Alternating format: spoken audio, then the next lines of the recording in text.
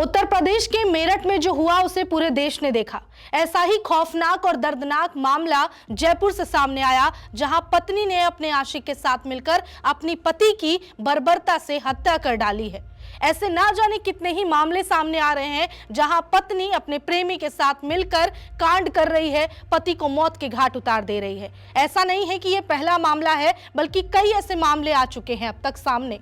लेकिन सवाल ये उठता है कि क्या पहले भी इसी तरह की घटनाएं होती थी? अगर होती थी तो सामने क्यों नहीं आई, या फिर ऐसी घटनाएं अब खबर में आने लगी इसलिए ज्यादा इन्हें तवज्जो दिया जाने लगा और ऐसे मामले अब सुर्खियों में आने लगे हैं।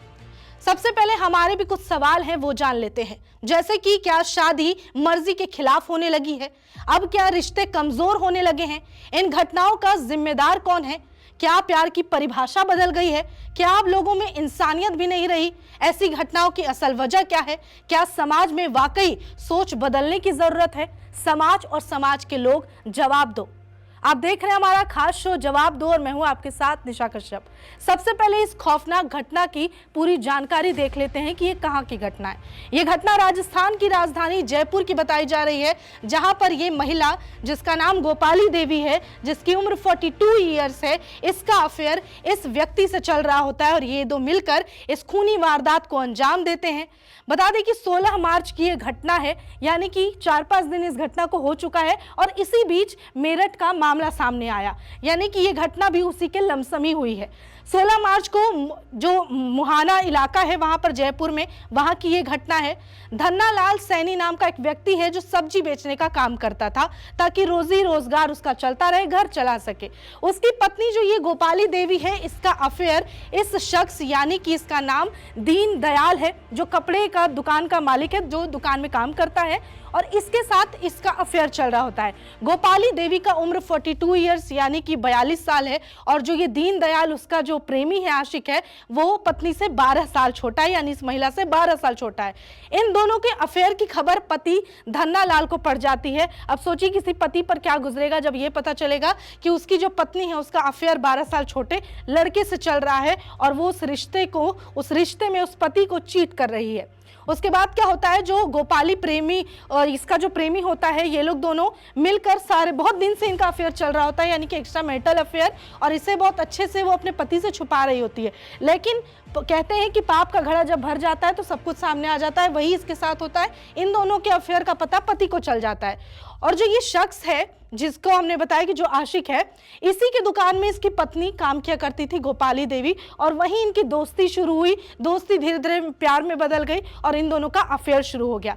एक दिन क्या होता है, जब पति को सब कुछ पता चल जाता है, उसके बाद एक दिन दीन दयाल की दुकान पर उसका पति तमतमाया हुआ पहुंच जाता है, गोपाली देवी यानी इस महिला का पति। क्योंकि कोई भी पति चाहेगा कि अपनी पत्नी के साथ जो भी हो रहा है उसे सही कर सके और उसके खिलाफ जो गलत हो रहा है उसे भी सही कर सके। उसके बाद क्या होता है, प्रेमी और जो पति होता है उन दोनों के बीच झगड़ा शुरू हो जाता है। पहले बहसबाजी होती है, फिर हाथापाई भी शुरू हो जाती है, यहाँ तक कि दोनों एक दूसरे को जान से मारने की धमकी देने लग जाते हैं कि तुम्हें मैं बाद में देख लूंगा।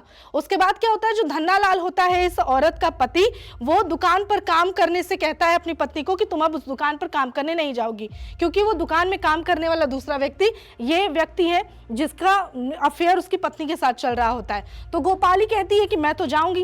वो पत्नी मानने को तैयार नहीं होती। अब जो प्यार में पड़ी हुई है वो दुनिया की क्यों सुनेगी, वो अपने आशिक की सुनेगी, और पति को इनकार करते हुए कहती है मैं इसके पास जाऊंगी काम करने, इसके दुकान में काम करने जाऊंगी। उसके बाद वो मना करने के बावजूद काम करने चली जाती है। उसके बाद प्रेमी जो है वो गोपाली यानी कि इस पत्नी के साथ मिलकर अब उसके पति को रास्ते से हटाने की बात करने लगता है। अब इन दोनों का जो अफेयर है वो तो सफल हो नहीं पा रहा है। ऐसे में ये लोग प्लानिंग करते हैं कि चलो तुम्हारे पति को ही रास्ते से हटाते हैं, रास्ते का कांटा हट जाएगा, हम दोनों बहुत खुशी खुशी रह लेंगे। उसके बाद ये दोनों मिलकर उसे रास्ते से हटाने की प्लानिंग करते हैं और उसी दौरान सोचिए इंसानियत को शर्मसार करने वाली घटना को पति और उसका मतलब पत्नी और उसका जो आशिक है ये दोनों अंजाम देते हैं और पति को ही बर्बरता से यह महिला अपने आशिक के साथ मिलकर मार देती है। दरअसल होता ये है कि दोनों इसको पहले तो दुकान पे बुलाते हैं अगले दिन, उसके बाद इनका फिर से झगड़ा होता है। दुकान के ही ऊपर एक कमरा होता है जहाँ पर ये जो प्रेमी है, जो आशिक है इस महिला का, वो कहता है उसके पति को कि ऊपर चलो। ऊपर जाने के बाद वहाँ भी हाथापाई होती है और वहाँ मौका देखकर उस शख्स को मौत के घाट उतारा जाता है। एक लोहे का जो डंडा होता है वो उठाकर उसके पति के सिर पर मार देता है ये जो आशिक है इस महिला का।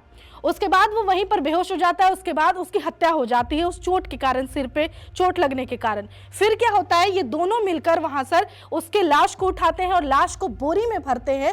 और देखिए मजाल इस पत्नी की कि वो बोरी में भरकर अपने पति की लाश अपने आशिक के साथ स्कूटर पे बैठती है और उस लाश को लेकर बाजार में चली जाती है। और बाजार में करीब 5 किलोमीटर तक वो रेकी कर रहे होते हैं, वो देख रहे होते हैं कि कहाँ ऐसी सुरक्षित जगह मिलती है जहां पर हम इस लाश को ठिकाने लगा सके।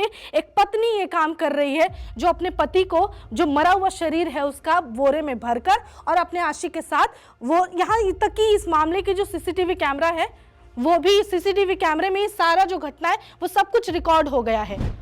मजाल देखिए पत्नी की कि वो अपने पति को, उस मतलब पति का जो शव होता है उसे बोरी में भरकर अपने आशिक के साथ बाइक पर उसे लेकर मार्केट की पहले रेकी करते हैं और देखते हैं कि कौन सा ऐसा सुरक्षित जगह है जहां पर पति के लाश को ठिकाना लगा सके और ये दोनों पुलिस के नजरों से बच सके। और ये पूरे घटना की जो वीडियो है सीसीटीवी में कैद हो जाती है। हम चाहेंगे आप एक बार वो फुटेज भी देख ले जहां पर साफ साफ दिख रहा है कि बाइक पर ये दोनों आरोपी यानी कि पत्नी और उसका आशिक वो बोरी में एक लाश लिए हुए और घूम रहे हैं। उसके बाद क्या होता है कि ये इसको पीछे बैठाता है और कहता है चलो देखते हैं। 5 किलोमीटर जब वो घूम लेते हैं, जब अच्छे से देख लेते हैं कि कौन इंसान उन पर ध्यान दे रहा है कौन नहीं, उसके बाद ये धीरे से जाकर जंगल में घुस जाते हैं, बिल्कुल सुनसान इलाके में पहुंच जाते हैं। और उसके बाद लाश को जो बोरे में भर कर लाए थे वहां पर वो जंगल में पटक देते हैं। उसके बाद वो देखते हैं कि कहीं वो रह ना जाए जिंदा, ताकि इनकी पोल ना खुल जाए। उसके बाद एक पत्नी की बर्बरता देखिए कि जिस अग्नि को साक्षी मानकर अपने पति के साथ वो 7 फेरे लेती है,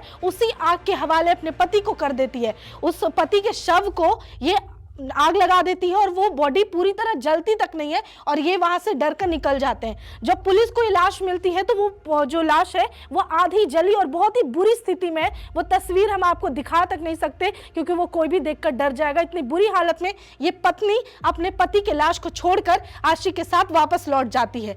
लेकिन इन दोनों की ये जो पाप का घड़ा है इतना भर चुका है, इनकी पोल खुल जाती है। सीसीटीवी के थ्रू पुलिस को सारी घटना की सच्चाई पता चलती है और दोनों को हिरासत में ले लिया जाता है। उसके बाद क्या किया जाता है कि जब सीसीटीवी मिल जाता है इन दोनों को दिखाया जाता है कि ये दोनों तुम हो। अब बात कर लेते हैं कि जो पूछताछ पुलिस ने की है उसमें क्या कुछ इन्होंने कबूला है, इनका कबूलनामा क्या है।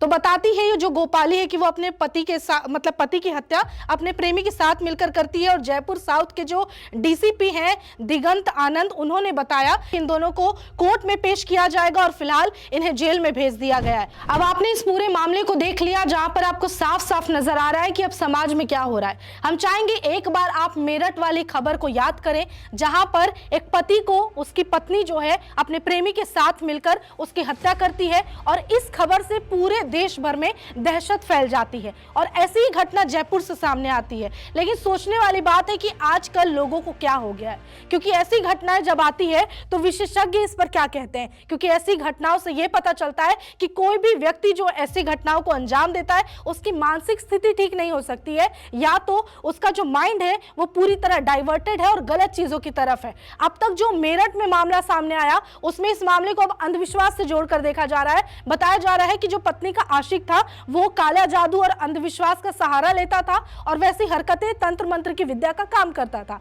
लेकिन इसमें ऐसा कुछ भी नहीं है, यानी कि इससे साफ पता चलता है कि ऐसे 2 मामले हो सकते हैं जहां पत्नियों द्वारा ऐसे कदम उठाए जाते हैं, जहां उनको शादी के बाद चाहे तो प्यार हो जाता है या पहले से जो उनका प्यार होता है वो दोबारा से उनमें जाग जाता है। अब ऐसे में जो पेरेंट्स खास करके अपनी बेटियों को कहते हैं कि आप घर की इज्जत संभालने के लिए, बाप की पगड़ी बनाए रखने के लिए आप अपने प्रेमी से ना शादी करके मेरे पसंद से शादी करिए, ऐसी घटनाएं कहीं ना कहीं वैसे लोगों की वजह से हो रही है। अब दूसरा मामला आता है कि कई बार शादी हो जाने के बाद भी कुछ पत्नियों को प्यार हो जाता है और अपने पति को वो रास्ते से हटाने लग जाती है और उस रिश्ते को शर्मसार कर देती है। वैसे मामले में ऐसी पत्नियों की मानसिकता और साथ में इनसे अफेयर चलाने वाले लोगों की मानसिकता पर थू है। और सवाल वहां खड़ा होता है कि लोग आजकल किस वो निम्न स्तर पर आकर सोच रहे हैं जहां रिश्ते को खराब कर दिए और समाज को दूषित कर दिए। तो यहाँ समाज में हमें और आपको, साथ ही ऐसे पेरेंट्स को और बाकी लोगों को बहुत सोच समझ के चलना होगा। पहले के रिश्ते काफी अच्छे होते थे, बहुत ही अच्छे होते थे, जहां पर आप अपने माता पिता को देख लीजिए।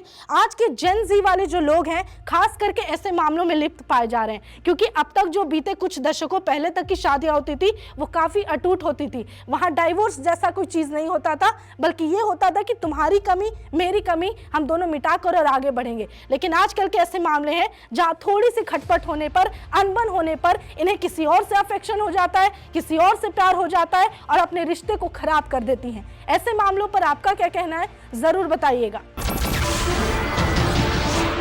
नमस्कार, मैं हूं मानक गुप्ता।